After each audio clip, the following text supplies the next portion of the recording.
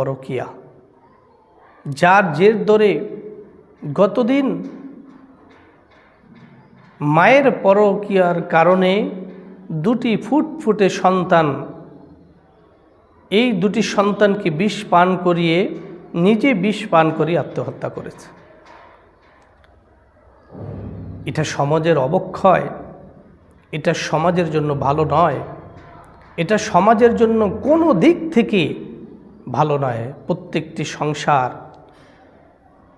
এক একজন পুরুষ তার জীবনের সর্বোচ্চটা দিয়ে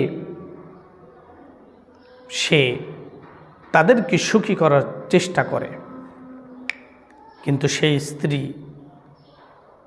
এত পরিশ্রম করার পরেও স্বামীর সাথে এরকমভাবে খারাপ বিহেভ করতে পারে, দুটি সন্তান রেখে অন্যের হাত ধরে চলে যেতে পারে।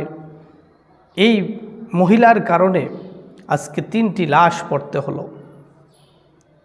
আরে যার কাছে তুমি গেলে সেও তো একজন পুরুষ, যার কাছে ছিলে সেও একজন পুরুষ,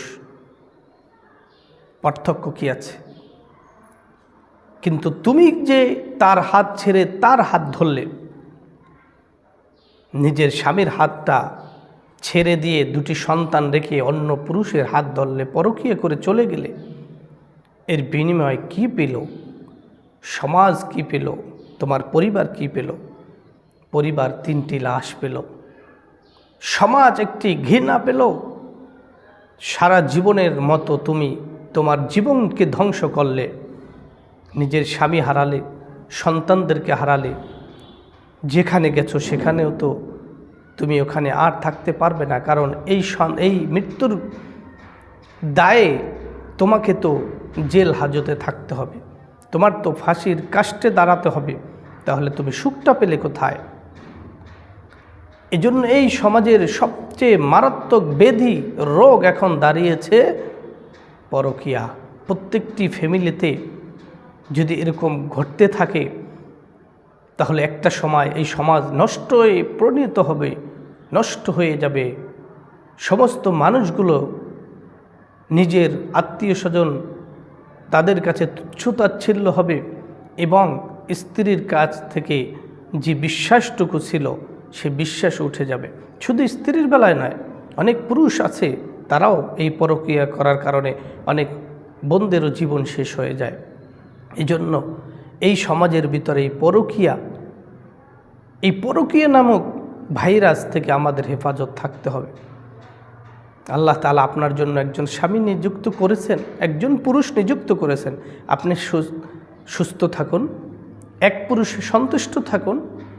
সুস্থ এবং সন্তুষ্ট থাকলে তাহলে কখনো সংসার ভাঙবে না। আর এরকমভাবে জঘন্য একটি কাজ হতো না আজকে, আপনার আমার কারণেই তো হয়েছে।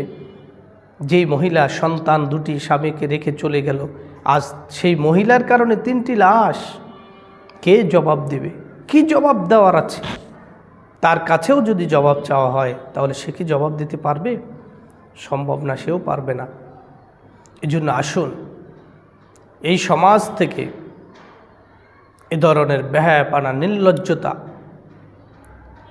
সকলের উচিত এটা উঠানোর সচেষ্ট হওয়া, সর্বোচ্চ চেষ্টা করা। এজন্য আল্লাহ তাআলা পর্দার বিধান দিয়েছেন। পর্দা করেন, পর্দার ভিতরে থাকেন। যার সাথে কথা বলা যায় তার সাথে বলুন, বলা যায় না যার সাথে বলার প্রয়োজন নাই। যদি এগুলো মানা যায়, আল্লাহর বিধান মানা যায়, তাহলে আশা করি এ ধরনের অঘটন আর ঘটবে না। আল্লাহ তাআলা আমাদের সকলকে, পুরুষ এবং মহিলা সকলকে আল্লাহ তাআলা হেফাজত করুন। আমিন।